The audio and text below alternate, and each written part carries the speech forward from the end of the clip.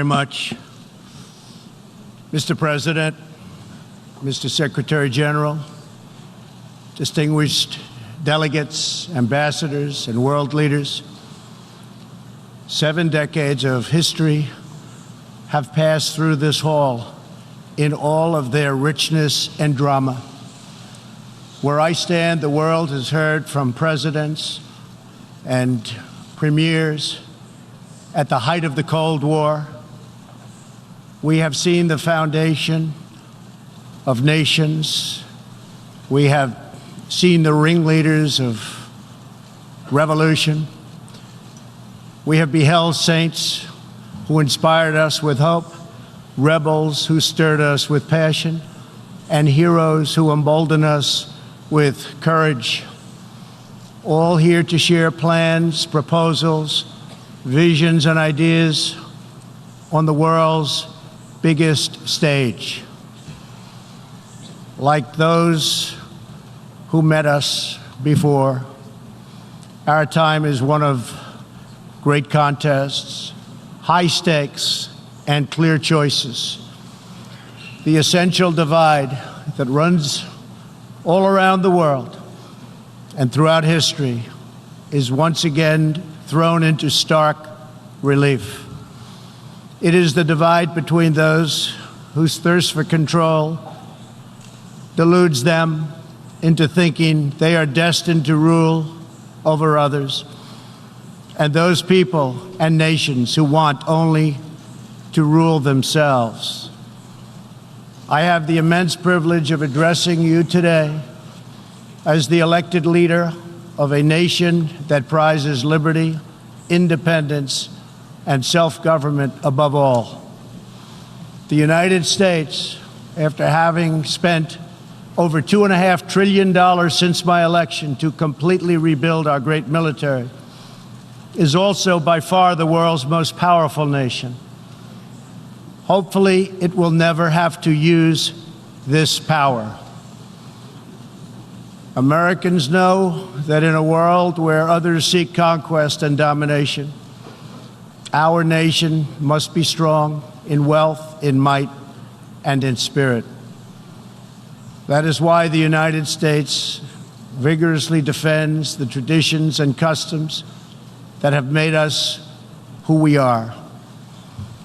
Like my beloved country, each nation represented in this hall has a cherished history, culture, and heritage that is worth defending and celebrating, and which gives us our singular potential and strength. The free world must embrace its national foundations. It must not attempt to erase them or replace them. Looking around and all over this large, magnificent planet, the truth is plain to see. If you want freedom, take pride in your country. If you want democracy, hold on to your sovereignty. And if you want peace, love your nation. Wise leaders always put the good of their own people and their own country first. The future does not belong to globalists. The future belongs to patriots. The future belongs to sovereign and independent nations who protect their citizens, respect their neighbors, and honor the differences that make each country special and unique. It is why we in the United States have embarked on an exciting program of national renewal. In everything we do, we are focused on empowering the dreams and aspirations of our citizens. Thanks to our pro-growth economic policies, our domestic unemployment rate reached its lowest level in over half a century. Fueled by massive tax cuts and regulations cuts, jobs are being produced at a historic rate. 6 million Americans have been added to the employment rolls in under 3 years. Last month, African American, Hispanic American, and Asian American unemployment reached their lowest rates ever recorded. We are marshaling our nation's vast energy abundance, and the United States is now the #1 producer of oil and natural gas anywhere in the world. Wages are rising, incomes are soaring, and 2.5 million Americans have been lifted out of poverty in less than 3 years. As we rebuild the unrivaled might of the American military, we are also revitalizing our alliances by making it very clear that all of our partners are expected to pay their fair share of the tremendous defense burden which the United States has borne in the past. At the center of our vision for national renewal is an ambitious campaign to reform international trade. For decades, the international trading system has been easily exploited by nations acting in very bad faith. As jobs were outsourced, a small handful grew wealthy at the expense of the middle class. In America, the result was 4.2 million lost manufacturing jobs and $15 trillion in trade deficits over the last quarter century. The United States is now taking that decisive action to end this grave economic injustice. Our goal is simple. We want balanced trade that is both fair and reciprocal. We have worked closely with our partners in Mexico and Canada to replace NAFTA with the brand new and hopefully bipartisan U.S.-Mexico-Canada agreement. Tomorrow, I will join Prime Minister Abe of Japan to continue our progress in finalizing a terrific new trade deal. As the United Kingdom makes preparations to exit the European Union, I have made clear that we stand ready to complete an exceptional new trade agreement with the UK that will bring tremendous benefits to both of our countries. We are working closely with Prime Minister Boris Johnson on a magnificent new trade deal. The most important difference in America's new approach on trade concerns our relationship with China. In 2001, China was admitted to the World Trade Organization. Our leaders then argued that this decision would compel China to liberalize its economy and strengthen protections to provide things that were unacceptable to us, and for private property, and for the rule of law. 2 decades later, this theory has been tested and proven completely wrong. Not only has China declined to adopt promised reforms, it has embraced an economic model dependent on massive market barriers, heavy state subsidies, currency manipulation, product dumping, forced technology transfers, and the theft of intellectual property, and also trade secrets on a grand scale. As just one example, I recently met the CEO of a terrific American company, Micron Technology, at the White House. Micron produces memory chips used in countless electronics.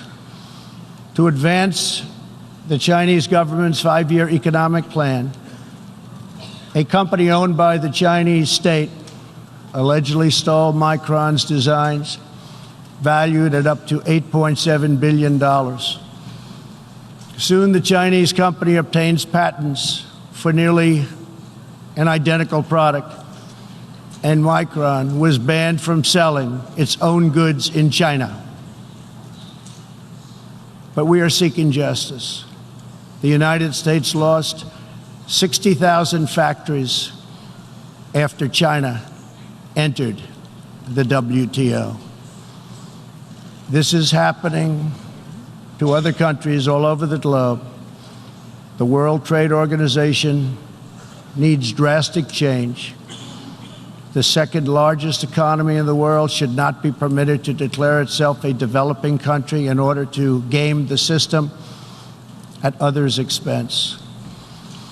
For years, these abuses were tolerated, ignored, or even encouraged. Globalism exerted a religious pull over past leaders, causing them to ignore their own national interests. But as far as America is concerned, those days are over. To confront these unfair practices, I placed massive tariffs on more than $500 billion worth of Chinese-made goods. Already, as a result of these tariffs, supply chains are relocating back to America and to other nations, and billions of dollars are being paid to our Treasury. The American people are absolutely committed to restoring balance to our relationship with China. Hopefully, we can reach an agreement that will be beneficial for both countries. But as I have made very clear, I will not accept a bad deal for the American people. As we endeavor to stabilize our relationship, we're also carefully monitoring the situation in Hong Kong. The world fully expects that the Chinese government will honor its binding treaty made with the British and registered with the United Nations, in which China commits to protect Hong Kong's freedom, legal system, and democratic ways of life. How China chooses to handle the situation will say a great deal about its role in the world in the future. We are all counting on President Xi as a great leader. The United States does not seek conflict with any other nation. We desire peace, cooperation, and mutual gain with all. But I will never fail to defend America's interests. One of the greatest security threats facing peace-loving nations today is the repressive regime in Iran. The regime's record of death and destruction is well known to us all. Not only is Iran the world's #1 state sponsor of terrorism, but Iran's leaders are fueling the tragic wars in both Syria and Yemen. At the same time, the regime is squandering the nation's wealth and future in a fanatical quest for nuclear weapons and the means to deliver them. We must never allow this to happen. To stop Iran's path to nuclear weapons and missiles, I withdrew the United States from the terrible Iran nuclear deal, which has very little time remaining, did not allow inspection of important sites, and did not cover ballistic missiles. Following our withdrawal, we have implemented severe economic sanctions on the country. Hoping to free itself from sanctions, the regime has escalated its violent and unprovoked aggression. In response to Iran's recent attack on Saudi Arabian oil facilities, we just imposed the highest level of sanctions on Iran's central bank and sovereign wealth fund. All nations have a duty to act. No responsible government should subsidize Iran's bloodlust. As long as Iran's menacing behavior continues, sanctions will not be lifted. They will be tightened. Iran's leaders will have turned a proud nation into just another cautionary tale of what happens when a ruling class abandons its people and embarks on a crusade for personal power and riches. For 40 years, the world has listened to Iran's rulers as they lash out at everyone else for the problems they alone have created. They conduct ritual chants of death to America and traffic in monstrous anti-Semitism. Last year, the country's supreme leader stated Israel is a malignant, cancerous tumor that has to be removed and eradicated. It is possible, and it will happen. America will never tolerate such anti-Semitic hate. Fanatics have long used hatred of Israel to distract from their own failures. Thankfully, there is a growing recognition in the wider Middle East that the countries of the region share common interests in battling extremism and unleashing economic opportunity.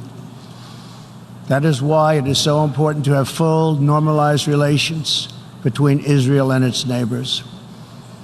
Only a relationship built on common interests, mutual respect, and religious tolerance can forge a better future. Iran's citizens deserve a government that cares about reducing poverty, ending corruption, and increasing jobs, not stealing their money to fund and massacre abroad and at home. After 4 decades of failure, it is time for Iran's leaders to step forward and to stop threatening other countries and focus on building up their own country. It is time for Iran's leaders to finally put the Iranian people first. America is ready to embrace friendship with all who genuinely seek peace and respect. Many of America's closest friends today were once our greatest foes. The United States has never believed in permanent enemies. We want partners, not adversaries. America knows that while anyone can make war, only the most courageous can choose peace. For this same reason, we have pursued bold diplomacy on the Korean Peninsula. I have told Kim Jong-un what I truly believe, that like Iran, his country is full of tremendous untapped potential, but that to realize that promise, North Korea must denuclearize. Around the world, our message is clear. America's goal is lasting. America's goal is harmony. And America's goal is not to go with these endless wars that never end. With that goal in mind, my administration is also pursuing the hope of a brighter future in Afghanistan. Unfortunately, the Taliban has chosen to continue their savage attacks. We will continue to work with our coalition of Afghan partners to stamp out terrorism, and we will never stop working to make peace a reality. Here in the Western Hemisphere, we are joining with our partners to ensure stability and opportunity all across the region.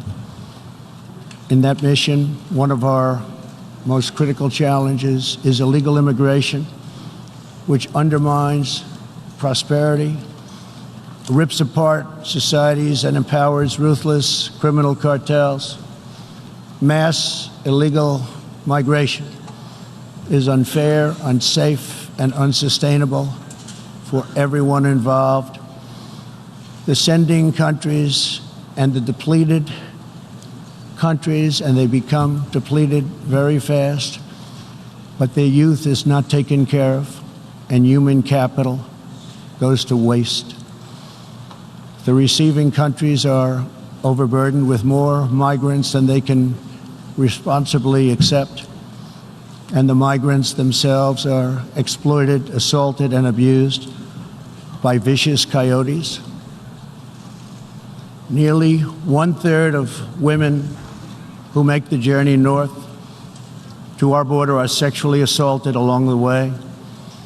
Yet here in the United States and around the world, there is a growing cottage industry of radical activists and non-governmental organizations that promote human smuggling. These groups encourage illegal migration and demand erasure of national borders. Today, I have a message for those open border activists who cloak themselves in the rhetoric of social justice. Your policies are not just. Your policies are cruel and evil. You are empowering criminal organizations that prey on innocent men, women, and children. You put your own false sense of virtue before the lives, well-being, and countless innocent people. When you undermine border security, you are undermining human rights and human dignity. Many of the countries here today are coping with the challenges of uncontrolled migration. Each of you has the absolute right to protect your borders. And so, of course, does our country. Today, we must resolve to work together to end human smuggling, end human trafficking, and put these criminal networks out of business for good. To our country, I can tell you sincerely, we are working closely with our friends in the region, including Mexico, Canada, Guatemala, Honduras, El Salvador, and Panama, to uphold the integrity of borders and ensure safety and prosperity for our people. I would like to thank President Lopez Obrador of Mexico for the great cooperation we are receiving and for right now putting 27,000 troops on our southern border.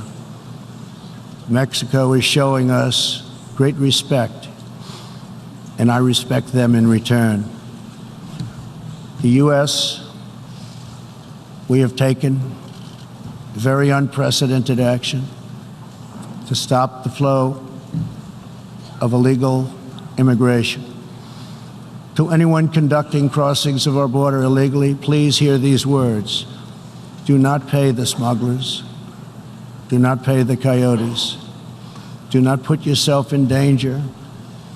Do not put your children in danger, because if you make it here, you will not be allowed in.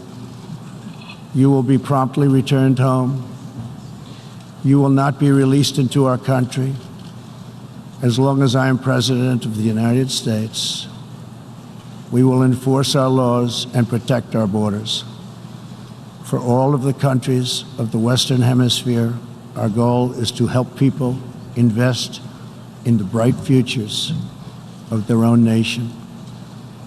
Our region is full of such incredible promise, dreams waiting to be built, and national destinies for all. And they are waiting also to be pursued. Throughout the hemisphere, there are millions of hardworking, patriotic young people eager to build, innovate, and achieve. But these nations cannot reach their potential if a generation of youth abandon their homes in search of a life elsewhere. We want every nation in our region to flourish and its people to thrive in freedom and peace. In that mission, we are also committed to supporting those people in the Western Hemisphere who live under brutal oppression, such as those in Cuba, Nicaragua, and Venezuela. According to a recent report from the UN Human Rights Council, women in Venezuela stand in line for 10 hours a day waiting for food. Over 15,000 people have been detained as political prisoners. Modern-day death squads are carrying out thousands of extrajudicial killings. The dictator Maduro is a Cuban puppet, protected by Cuban bodyguards, hiding from his own people while Cuba plunders Venezuela's oil wealth to sustain its own corrupt communist rule. Since I last spoke in this hall, the United States and our partners have built a historic coalition of 55 countries that recognize the legitimate government of Venezuela. To the Venezuelans trapped in this nightmare, please know that all of America is united behind you. The United States has vast quantities of humanitarian aid ready and waiting to be delivered. We're watching the Venezuela situation very closely. We await the day when democracy will be restored, when Venezuela will be free, and when liberty will prevail throughout this hemisphere. One of the most serious challenges our countries face is the specter of socialism. It's the wrecker of nations and destroyer of societies. Events in Venezuela remind us all that socialism and communism are not about justice. They are not about equality. They are not about lifting up the poor. And they are certainly not about good of the nation. Socialism and communism are about one thing only: power for the ruling class. Today I repeat a message for the world that I have delivered at home. America will never be a socialist country. In the last century, socialism and communism killed 100 million people. Sadly, as we see in Venezuela, the death toll continues in this country. These totalitarian ideologies, combined with modern technology, have the power to excise new and disturbing forms of suppression and domination. For this reason, the United States is taking steps to better screen foreign technology and investments, and to protect our data and our security. We urge every nation present to do the same. Freedom and democracy must be constantly guarded and protected, both abroad and from within. We must always be skeptical of those who want conformity and control. Even in free nations, we see alarming signs and new challenges to liberty. A small number of social media platforms are acquiring immense power over what we can see and over what we are allowed to say. A permanent political class is openly disdainful, dismissive, and defiant of the will of the people. A faceless bureaucracy operates in secret and weakens democratic rule. Media and academic institutions push flat-out assaults on our histories, traditions, and values. In the United States, my administration has made clear to social media companies that we will uphold the right of free speech. A free society cannot allow social media giants to silence the voices of the people, and a free people must never, ever be enlisted in the cause of silencing, coercing, canceling, or blacklisting their own neighbors. As we defend American values, we affirm the right of all people to live in dignity. For this reason, my administration is working with other nations to stop criminalizing of homosexuality, and we stand in solidarity with LGBTQ people who live in countries that punish, jail, or execute individuals based upon sexual orientation. We are also championing the role of women in our societies. Nations that empower women are much wealthier, safer, and much more politically stable. It is therefore vital not only to a nation's prosperity, but also is vital to its national security to pursue women's economic development. Guided by these principles, my administration launched the Women's Global Development and Prosperity Initiatives. The WGDP is the first ever government-wide approach to women's economic empowerment, working to ensure that women all over the planet have the legal right to own and inherit property, work in the same industries as men, travel freely, and access credit and institutions. Yesterday, I was also pleased to host leaders for a discussion about an ironclad American commitment protecting religious leaders and also protecting religious freedom. This fundamental right is under growing threat around the world. Hard to believe, but 80% of the world's population lives in countries where religious liberty is in significant danger or even completely outlawed. Americans will never fire or tire in our effort to defend and promote freedom of worship and religion. We want and support religious liberty for all. Americans will also never tire of defending innocent life. We are aware that many United Nations projects have attempted to assert a global right to taxpayer-funded abortion on demand, right up until the moment of delivery. Global bureaucrats have absolutely no business attacking the sovereignty of nations that wish to protect innocent life. Like many nations here today, we in America believe that every child, born and unborn, is a sacred gift from God. There is no circumstance under which the United States will allow international entries to trample on the rights of our citizens, including the right to self-defense.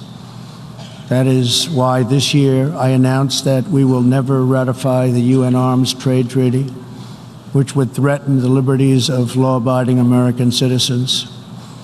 The United States will always uphold our constitutional right to keep and bear arms. We will always uphold our Second Amendment. The core rights and values America defends today were inscribed in America's founding documents. Our nation's founders understood that there will always be those who believe they are entitled to wield power and control over others.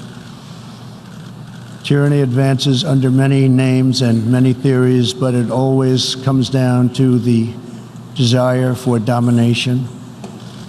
It protects not the interests of many, but the privilege of few. Our founders gave us a system designed to restrain this dangerous impulse. They chose to entrust American power to those most invested in the fate of our nation, a proud and fiercely independent people. The true good of a nation can only be pursued by those who love it, by citizens who are rooted in its history, who are nourished by its culture, committed to its values, attached to its people, and who know that its future is theirs to build or theirs to lose. Patriots see a nation and its destiny in ways no one else can. Liberty is only preserved, sovereignty is only secured, democracy is only sustained, greatness is only realized by the will and devotion of patriots. In their spirit is found the strength to resist oppression, the inspiration to forge legacy, the goodwill to seek friendship, and the bravery to reach for peace. Love of our nations makes the world better for all nations. So to all the leaders here today, join us in the most fulfilling mission a person could have, the most profound contribution anyone can make. Lift up your nations, cherish your culture, honor your histories, treasure your citizens, make your country strong and prosperous and righteous, honor the dignity of your people, and nothing will be outside of your reach. When our nations are greater, the future will be brighter, our people will be happier, and our partnerships will be stronger. With God's help, together we will cast off the enemies of liberty and overcome the oppressors of dignity. We will set new standards of living and reach new heights of human achievement. We will rediscover old truths, unravel old mysteries, and make thrilling new breakthroughs. And we will find more beautiful friendship and more harmony among nations than ever before. My fellow leaders, the path to peace and progress and freedom and justice and a better world for all humanity begins at home. Thank you. God bless you. God bless the nations of the world. And God bless America. Thank you very much.